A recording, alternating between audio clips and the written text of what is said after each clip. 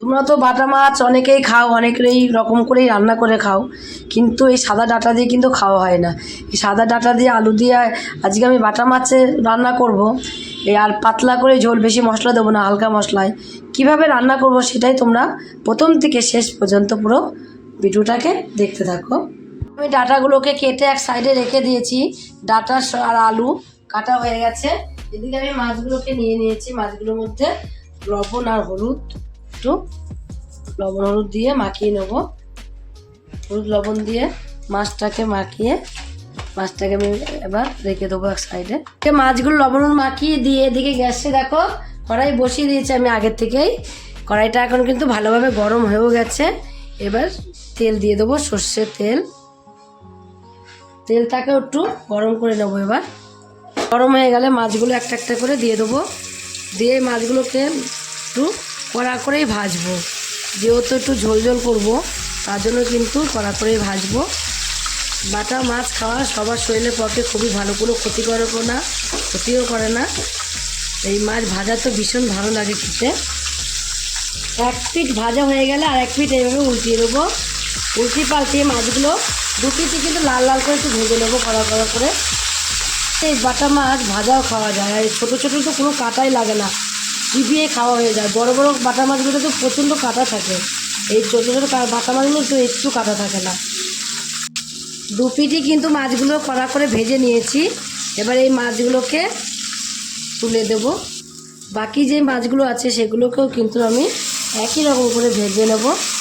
মাছগুলোকে সব ভেজে আমি তুলে নিয়েছি। তুলে নিয়ে কটা বড়ি দিয়ে এবার বড়ি কটাকেও ভেজে নেব একটু। বড়িগুলোও কিন্তু এখন লাল লাল করে ভেজে নিয়েছি। বড়িগুলোকেও আমি এবার তুলে নেব।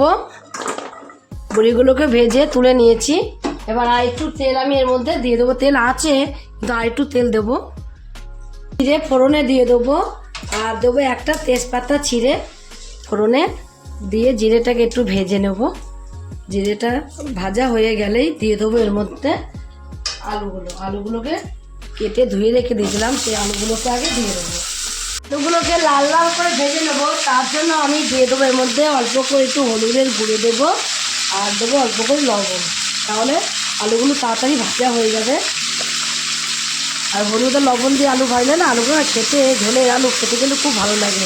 ওকে এখন একটু লাল লাল করে ভেজে নিয়েছি। এখন আমি তোমাদের কিছুক্ষণ পরেই দেখাচ্ছি আলুগুলো ভেজে নিয়ে। এবার এর মধ্যে আমি দিয়ে দেবো সে সাদা ডাঁটাগুলোকে যে কেটে রেখে দিয়েছিলাম, সেটা সাদা ডাঁটাগুলোকে এইবার দেবো। আলুটা ভেজে নিয়ে তারপরে দেবো।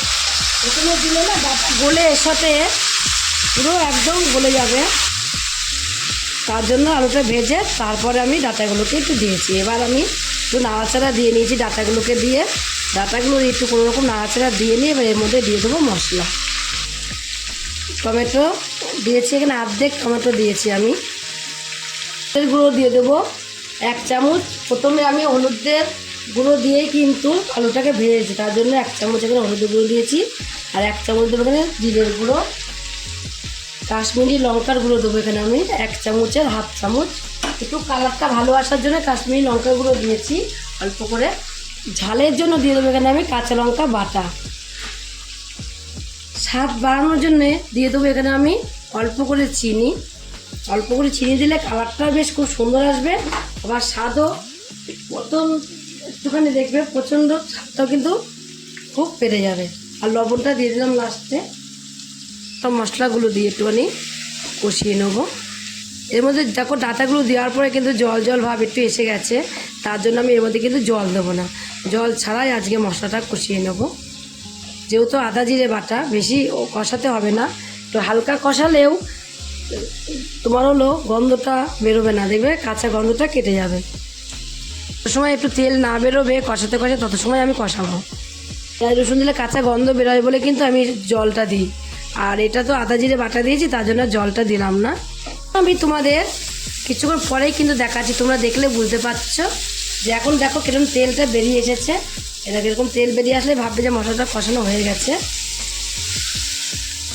আর কালারটাও দেখলে তোমরা বুঝতে পারছো যে খুব সুন্দরভাবেই কিন্তু মশলাটা কষানো হয়েছে। এবার এর মধ্যে আমি জল দিয়ে দেবো। যেটুকু ঝোল রাখবো আমি ঠিক সেটুকুই কিন্তু জল দেবো। আলুটা ফুটবে, একটু আলুটাও কিন্তু দিলে কিন্তু ঝোল টেনে যায় অনেকটা, দেখবে। তার জন্য যেটুকুনি ঝোল রাখবো সেটুকুনি জল দেবো। এবার কোনো ফুটবে, একটু আলুগুলো সিদ্ধ হয়নি, ভালো করে সিদ্ধ হবে। আর অল্প একটু জল আমি এর মধ্যে দিয়ে দেবো, আর দেবো না জল। এবার আমি ফুটতে দেবো, একটুখানি ফুটে গেলেই। এখন কিন্তু ঝোলটা ফুটে গেছে। ঝোল ফুটে গেলে কি করব, যে বড়িগুলো ভেজে রেখে দিয়েছিলাম বড়িগুলোকে দিয়ে দেবো। এগুলো আর ভাঙিনি, যেহেতু ঝোলে দিলাম, গোটা গোটাই দিয়ে দিলাম। আর দিয়ে দেবো ভেজে রাখা মাছগুলোকে। ভেজে রাখা মাছগুলোকে এইভাবে একটু চারিদিকে দিয়ে দেবো। এভাবে মাছের ঝোল করলে তোমরা এক থালা ভাত খাবে। মাছগুলোকে দিয়ে গ্যাসটাকে আমি কমিয়ে দেবো। গ্যাসটা কমিয়ে দিয়ে একটু ঢাকা দিয়ে রেখে দেবো কিছু সময় ঢাকা দিয়ে রেখে দিয়েছিলাম। দেখো এখন কিন্তু মাছগুলো খুব সুন্দরভাবে, দেখো এর ভেতরে ঝোল ঢুকে গেছে মাছের ভেতরেও।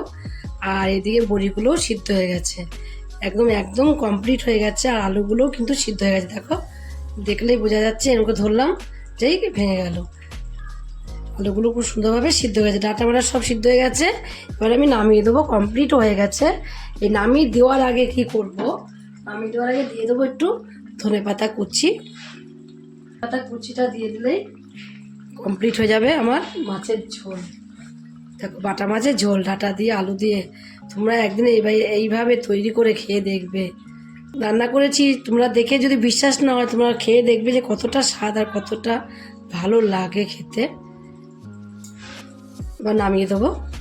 যদি রান্না করে খেয়ে তোমাদের কাছে যদি এই বাটা মাছের ঝোলটা ভালো লাগে, আর তোমরা যদি ফেসবুক থেকে দেখো, ফেসবুকের পেজটি ফলো করে দেবে। যদি ইউটিউব থেকে দেখো, ইউটিউবের চ্যানেলটি সাবস্ক্রাইব করে দেবে। পাশে থাকা বেল আইকনটিটা প্রেস করতে ভুলবে না, তাহলে নতুন নতুন রেসিপিগুলো তোমাদের কাছে তাড়াতাড়ি পৌঁছে যাবে। আমার চ্যানেলে যদি কোনো তুমি বন্ধু হয়ে থাকো, সাবস্ক্রাইব করোনি, প্লিজ সাবস্ক্রাইবটা করে দেবে। সবার আগে তোমাদের কাছে নোটিফিকেশন ঢুকে যাবে। ছোট্ট করে লাইক করো, কমেন্ট করো, অনেক শেয়ার করো। নমস্কার বন্ধুরা, দেখা হবে আবার পরের রেসিপিতে।